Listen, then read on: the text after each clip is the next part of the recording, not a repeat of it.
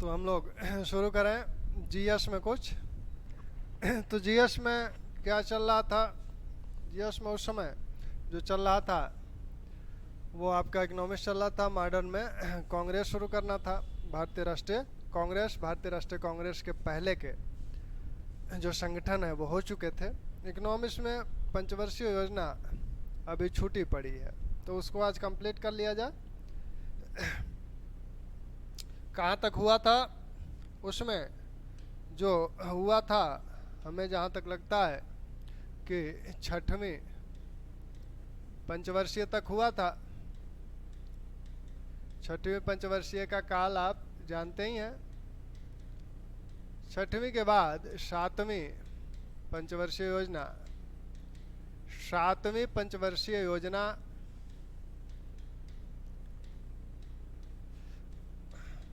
85 से 90। सातवीं पंचवर्षीय योजना 85 से 90 चलती है। और इस पंचवर्षीय योजना में 5% की ग्रोथ रेट इसमें निर्धारित की गई थी। मिला कितना? 5.6% मिला। और आप यह मॉडल कौन सा है? मॉडल है वस्तु मजदूरी मॉडल। वस्तु मजदूरी मॉडल इस योजना का है। इस योजना का प्रमुख उद्देश्य जो है वो आधुनिकीकरण,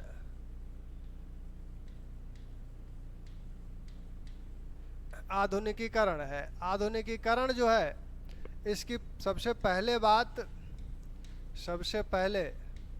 इसकी बात छठवीं पंचवर्षीय योजना में हुई थी। लेकिन सातवीं में यह प्रमुख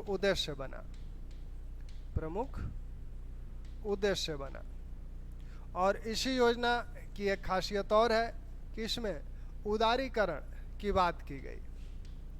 उदारीकरण को धीरे धीरे शुरू किया गया। तो उदारीकरण यहाँ धीरे धीरे शुरू हो रहा है। वो कैसे शुरू हो रहा है? शुरू किया गया। अब यह कैसे धीरे धीरे शुरू हो रहा है उसको देखिए। एमआरटीपी एक्ट आपने देखा था कि एमआरटीपी एक्ट 1969 में लागू किया गया था। इस एक्ट के तहत और जो उद्योगपति हैं, उद्योगपतियों के उद्योगों या औद्योगिक क्षेत्रों पर एकाधिकार से रोका गया था। तो इसके तहत उन्हें एकाधिकार से रोका गया था, यानी कुछ ही लोगों के पास पूंजी एकत्रित न हो एक ही क्षेत्र पर, कुछ ही 2-4 उद्योगपतियों का ही वर्चस्व न कायम हो जाए, जिससे कि प्रतिस्पर्धा नहीं रहेगी। तो इसलिए इसे रोका गया था। इसमें कहा गया था कि 20 करोड़ से अधिक का निवेश करने पर क्या करना होगा? निवेश करने पर सरकार से अनुमति लेनी होगी। सरकार से अनुमति लेनी होती थी। अब सातवीं पंचवर्षीय योजना में क्या किया गया? 85 में कहा गया कि इसको बढ़ाकर 100 को बढ़ाकर 20 को बढ़ाकर 100 करोड़ कर दिया गया। यानी इसे और उदार बनाया गया, यानी उद्योगपतियों को थोड़ा सा और निवेश करने को फ्री किया गया, स्वतंत्र किया गया। तो ये 100 करोड़ किया गया। साथ में ये कहा गया कि शून्य उद्योग वाले जिलों में यानी जो पिछड़े जिले हैं औद्योगिक रूप से, वहाँ ये भी सीमा नहीं रहेगी। तो वहाँ इस सीमा को भी समाप्त कर दिया गया। तो इस प्रकार उदारीकरण जो कि 1991 में भारत अपनाता है, उसकी पहली वानगी इसी सातवीं पंचवर्षीय योजना में मिल गई थी। इस सातवीं पंचवर्षीय योजना तक की जो ग्रोथ रेट है भारत की, वो एवरेज जो है 3 से 3.5% की है। 3 से 3.5% की एवरेज ग्रोथ रेट देखने को मिलती है। तो प्रोफेसर राजकृष्ण ने इस ग्रोथ रेट को देखकर, जो इस ग्रोथ रेट यानी कम ग्रोथ रेट है, 3 से 3.5% है, तो इस ग्रोथ रेट को देखकर वे क्या करते हैं कि इस ग्रोथ रेट को देखकर प्रोफेसर राजकृष्ण व्यंग करते हैं और कहते हैं कि ये क्या ग्रोथ रेट है, कौन सा, उसको नाम देते हैं Hindu growth rate. Hindu growth rate इसे कहते हैं।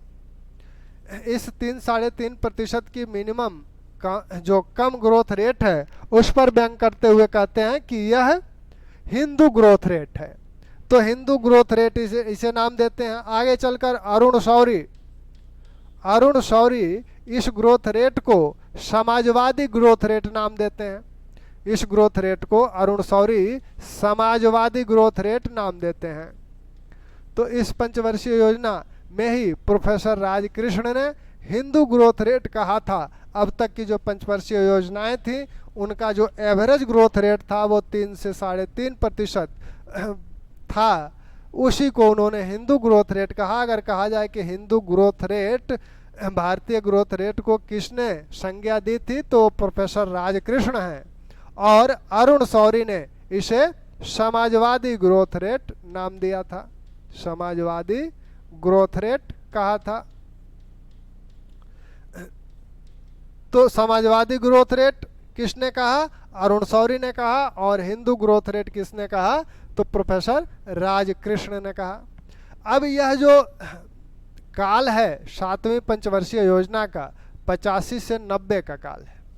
इसी काल में 1888 में सेबी का गठन होता, 1988 में सेबी का गठन होता है स्टॉक एक्सचेंज पर नियंत्रण स्थापित करने के लिए, और उसकी नियामकीय संस्था सेबी है। इसी 1888 में ही 1886 में करपाट की योजना चली। इसी 1885 में आपकी 1989 में आपकी JRY जवाहर रोजगार योजना चली। इसी में 1986 में इंदिरा आवास योजना को 85-86 में इंदिरा आवास 85-86 में इंदिरा आवास योजना को RLEGP का अंग बनाया गया। यानी इसी समय सबसे पहले इंदिरा आवास योजना आई, जो RLEGP जो 1983 में शुरू की गई थी उसका एक अंग बनी, rural landless employment guarantee programme, उसी का ये अंग बना दी गई। और 89 में यह RLEGP जब JRY के साथ गई तो उसके साथ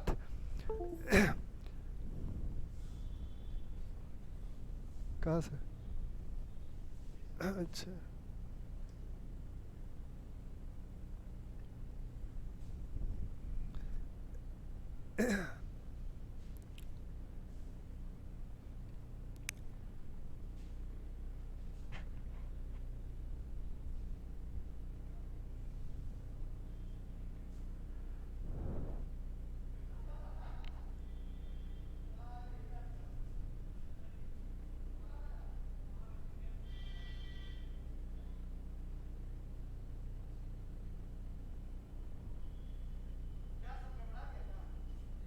लाइट चली गई।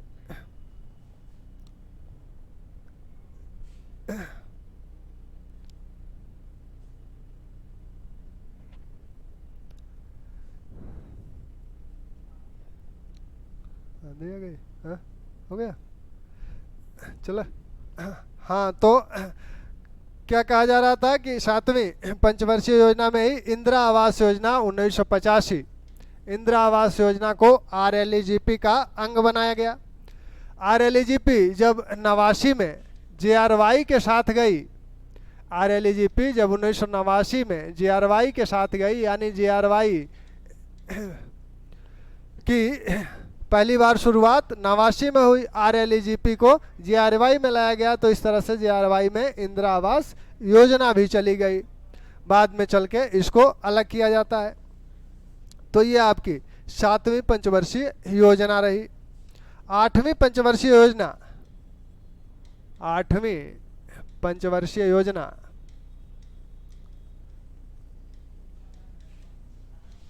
अब इस समय 8वीं पंचवर्षीय योजना में ग्रोथ रेट निर्धारित किया गया, जो लक्ष्य निर्धारित किया गया वो 5.6 था और प्राप्ति हुई 6.68% की। ग्रोथ रेट की जो लक्ष्य था वो 5.6% ग्रोथ रेट का लक्ष्य, और यह प्राप्ति हुई आपको 6.68% का। यह योजना किस मॉडल पे निर्भर है? तो W मूलर मॉडल पर यह योजना आधारित है। इस योजना का उद्देश्य क्या है? इस योजना का उद्देश्य है मानव विकास, मानव संसाधन विकास या मानव विकास। मानव संसाधन विकास इस योजना का उद्देश्य है। तो 8वीं पंचवर्षीय योजना का उद्देश्य बार बार पूछा जाता है कि मानव संसाधन विकास किस योजना का प्रमुख उद्देश्य है, तो वह 8वीं पंचवर्षीय योजना का प्रमुख उद्देश्य है। और इस योजना में मानव विकास के लिए क्या क्या कार्य किए गए? इस योजना का काल क्या है? 1992 से 97। अभी आपने 7वीं योजना देखी 1985 से 90, 2 साल का गैप यहाँ हो गया। 2 वर्ष का गैप का कारण पहले चर्चा हो चुकी है कि 1990-91 में एक वार्षिक योजना चली, फिर 1991-92 में एक वार्षिक योजना चली। इस वार्षिक योजना चलाने के कारण क्या थे? कारण ये थे कि उस समय भारतीय जो विदेशी मुद्रा भंडार था वह इतना कम हो गया था, लगभग 15 दिन के खर्चे भर का बचा था, क्योंकि हमारे जो भी ऋण थे उन ऋण पे ब्याज चुकाना है, समय से उन्हें चुकाना है, साथ में हमारे जो दूतावास हैं विदेशों में उनके अपने खर्च हैं। तो इन सब खर्चों का वहन सिर्फ 15 दिन तक हो सकता था। तो ऐसे में हमें सोना गिरवी रखना पड़ा था, फिर विदेशी मुद्रा मंगानी पड़ी थी। तो उसकी बात हम लोग चलेंगे आगे, तो उसकी बात करेंगे। फिलहाल इतना जानिए कि 90-91 में इसी कारण से यह पंचवर्षीय योजना नहीं शुरू हो पाई थी और 2 वार्षिक योजनाएं चली थी इस दौरान। फिर 8वीं पंचवर्षीय योजना को 92 से 97 में चलाया गया। मानव संसाधन विकास के लिए क्या कार्य किए जा रहे हैं? इस योजना के दौरान ही सिर पर मैला ढोने को पूर्णतः प्रतिबंधित किया गया। सिर पर मैला ढोने को पूर्णतः प्रतिबंधित किया गया। और इसी योजना में मानव विकास करना है। मानव विकास कैसे होगा? बिना स्वास्थ्य सुविधाएं और शिक्षा की सुविधाओं के मानव संसाधन का विकास नहीं हो सकता। तो शिक्षा पे ध्यान दिया गया। प्राथमिक शिक्षा को सार्वभौमिक किया गया। प्राथमिक शिक्षा का सार्वभौमिकरण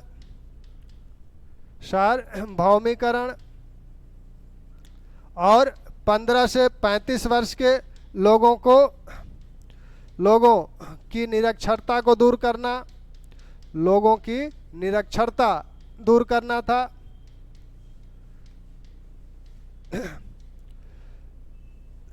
अब 92 से 97 के बीच जो योजनाएं चली, कुछ मुख्य योजनाओं को आप देख लीजिए। यहीं पर प्रधानमंत्री रोजगार योजना चली। योजना सामाजिक सहायता, राष्ट्रीय सामाजिक सहायता कार्यक्रम,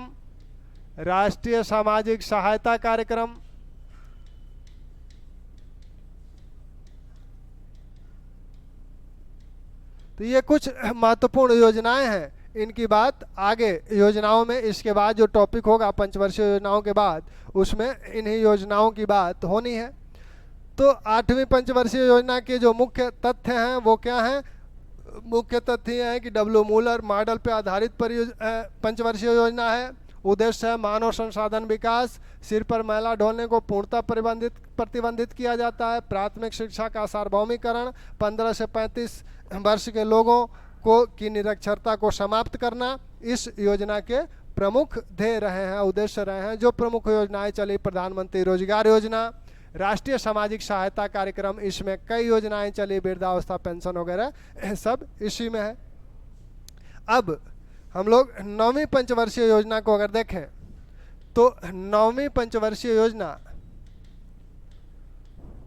अच्छा एक बात और, इस 8वीं पंचवर्षीय योजना में ध्यान दीजिएगा। ये 8वीं पंचवर्षीय योजना जो चल रही है, काल क्या है, 92 से 97। अभी हमने कहा कि 1991 में भारत ने क्या किया, उदारीकरण को अपनाया। 1991 में भारत ने एलपीजी को अपनाया, लिबरलाइजेशन, प्राइवेटाइजेशन और ग्लोबलाइजेशन।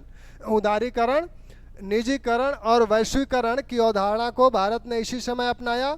हालांकि यह वार्षिक योजना के दौरान अपनाया गया था, क्योंकि ये 91 में है, तो 8वीं पंचवर्षीय योजना के पहले ही 91 में उस समय वित्त मंत्री मनमोहन सिंह जी हुआ करते थे और प्रधानमंत्री पीवी नरसिम्हा राव, उनके काल में भारत ने उदारीकरण को अपनाया और इस योजना में उस उदारीकरण को लागू करने का प्रयास किया गया। और यह जो योजना है, इसमें क्या किया गया कि यह अब निर्देशात्मक योजना बन गई। तो निर्देशात्मक योजना कब से चली, निर्देशात्मक योजना भारत में जो अपनाई गई, यहाँ से अपनाई गई, यानी जो केंद्रीकृत योजना है वो भी अब क्या हो गई, विकेंद्रीकृत हो गई।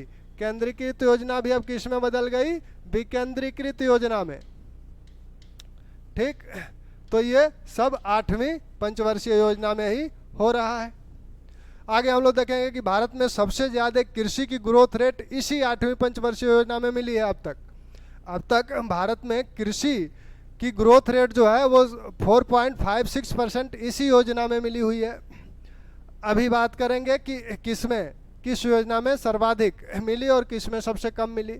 अब आया जा 9वीं पंचवर्षीय योजना। तो 9वीं पंचवर्षीय योजना जो है, पंचवर्षीय योजना, इसका काल है 1997 से 2002। तो 9वीं पंचवर्षीय योजना 97 से 2002 है। इसका जो मॉडल है वो आगत निर्गत मॉडल है, आगत निर्गत मॉडल है। ठीक, 7वीं पंचवर्षीय योजना में एक थोड़ा सा ध्यान रखिएगा उस चीज को कि 7वीं पंचवर्षीय योजना में सुखमय चक्रवर्ती, 7वीं योजना में सुखमय चक्रवर्ती के नेतृत्व में एक कमेटी का गठन किया गया था और उसी के आधार पर उसका मॉडल तैयार किया गया था। तो अगर कभी पूछा जाता है कि सुखमय चक्रवर्ती किस योजना से संबंधित हैं, तो वो आपका 7वीं पंचवर्षीय योजना है। इस बात का ध्यान रखिएगा, सुखमय चक्रवर्ती किस योजना से संबंधित है, तो 7वीं पंचवर्षीय योजना से। 9वीं पंचवर्षीय योजना जो शुरू हो रही है 97 से शुरू हो रही है और 2002 तक चल रही है। अभी समय क्या हुआ कि पहला प्रारूप योजना का बना, तब कांग्रेस गवर्नमेंट थी। तब बाद में उस गवर्नमेंट ने अपना जो प्रारूप प्रस्तुत किया था, फिर बीजेपी की गवर्नमेंट आई तो उसने अपना संशोधित प्रारूप प्रस्तुत किया। तो इसका जो अंतिम प्रारूप प्रस्तुत हुआ वो 1999 में प्रस्तुत हुआ। यह संशोधित प्रारूप था और इस समय बीजेपी गवर्नमेंट है। ठीक, इस योजना का लक्ष्य क्या है, अब लक्ष्य थोड़ा सा बढ़ा दिया गया, क्योंकि आपने देखा कि 8वीं पंचवर्षीय योजना में ग्रोथ रेट कितनी मिली, 6.68% ग्रोथ रेट मिली और इससे योजनाकार प्रोत्साहित हुए और इन लोगों ने इसका लक्ष्य जो किया 6.5% प्राप्ति जो है नहीं हो पाई, 5.5% हो पाई। प्राप्ति जो हुई इस समय 5.5% हुई और लक्ष्य निर्धारित किया गया 6.5%। इस योजना में 4 आयाम की बात की गई थी। योजना के जो आयाम थे, जीवन की गुणवत्ता, जीवन की गुणवत्ता को सुधारना, साथ में उत्पादक किस्म का रोजगार उत्पन्न करना,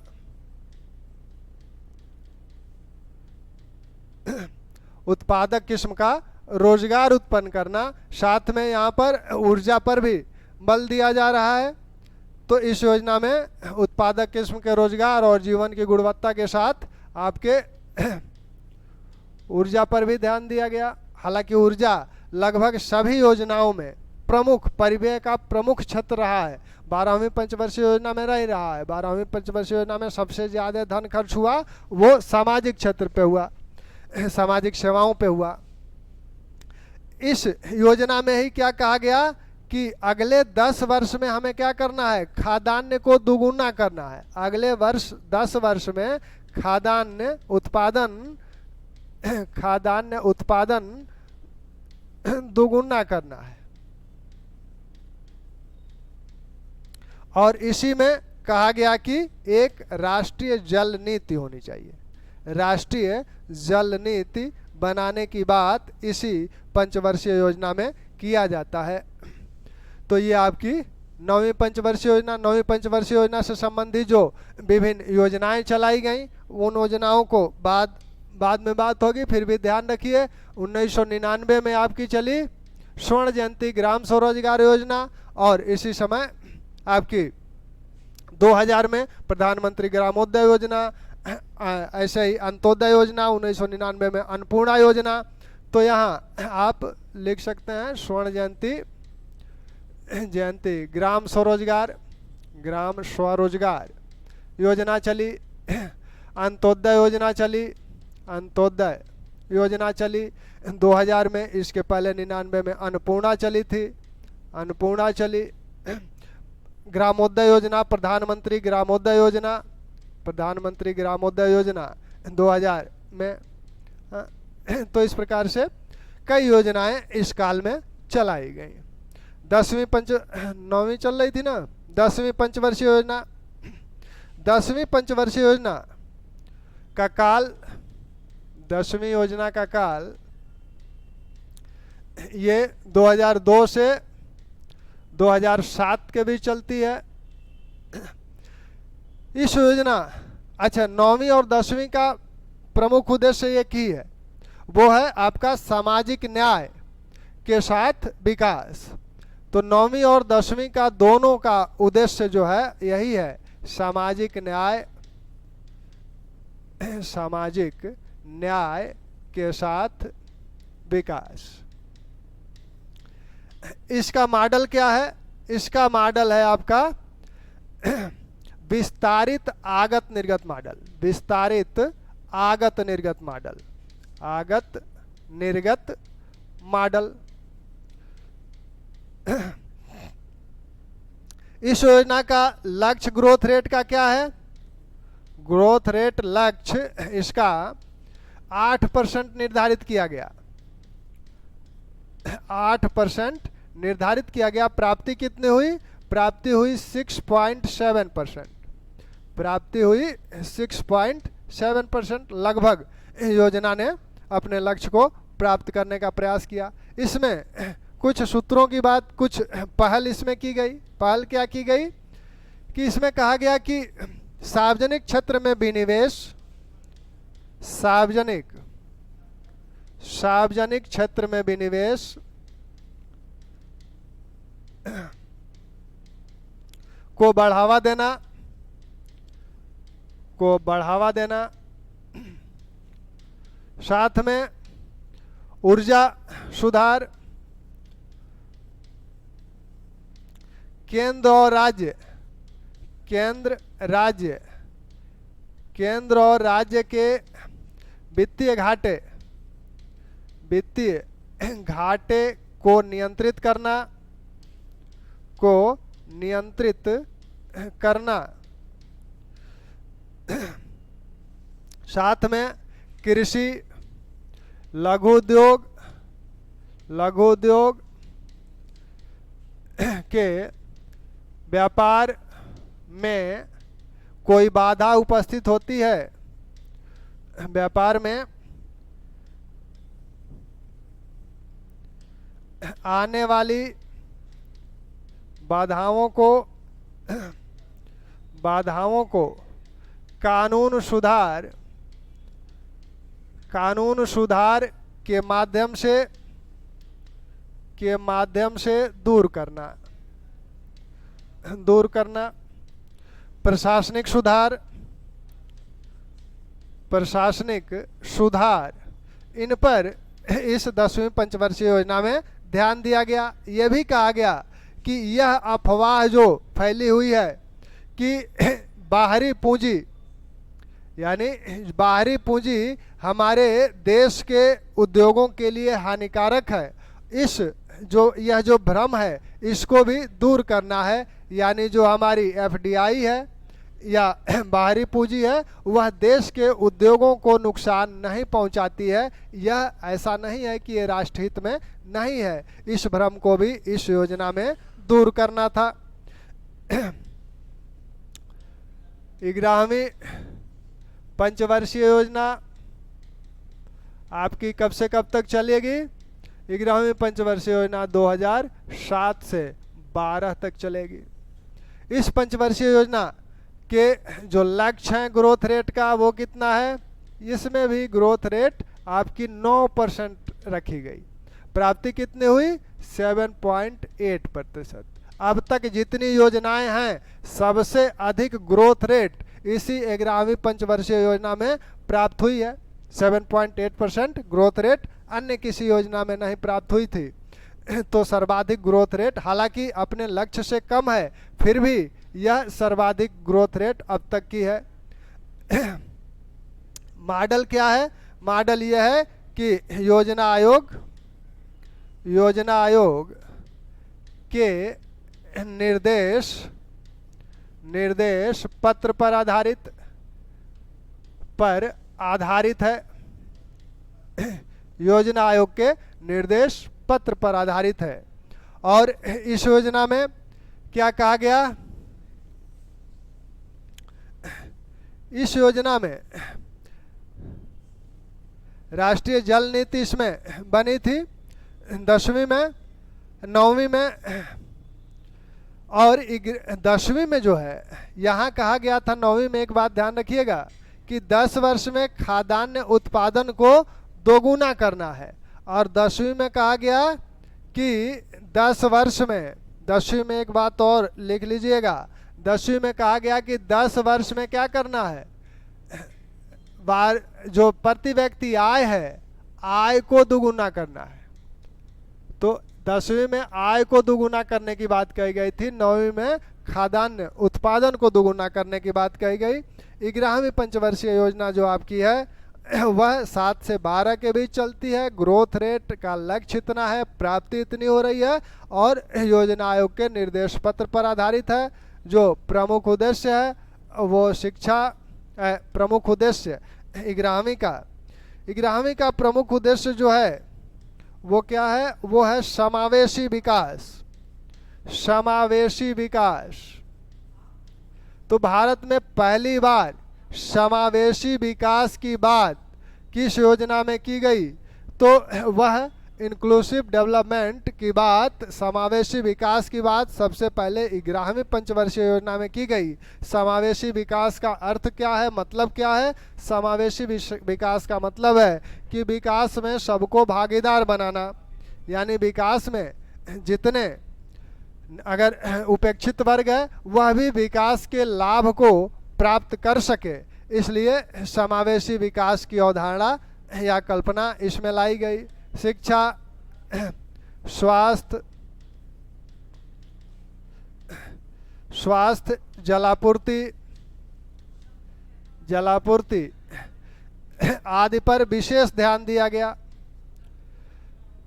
इस योजना के दौरान जो योजनाएं चली हैं आपकी 2007 से 12 के बीच में, उन योजनाओं में आपकी महत्वपूर्ण योजनाएं हैं।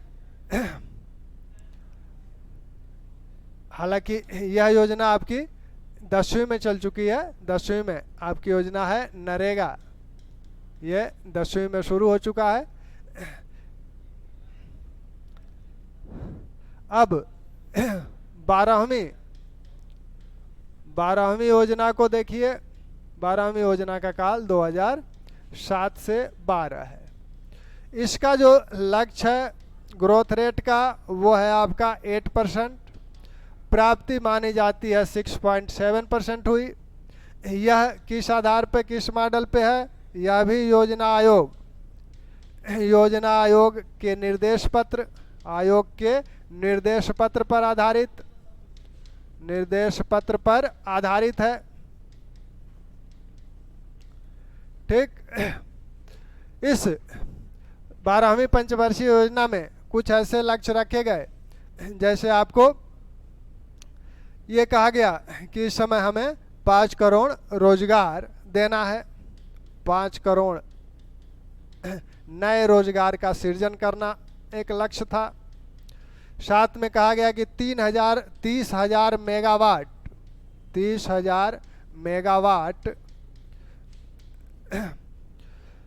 30,000 मेगावाट न्यू जो रिन्यूएबल एनर्जी है, न्यू रिन्यूएबल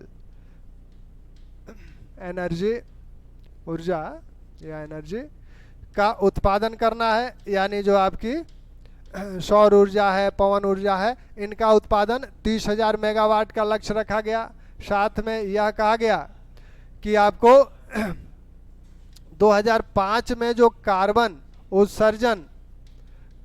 उत्सर्जन जितना 2005 में होता था उसका 20 से 25% कम किया जाएगा। कब तक?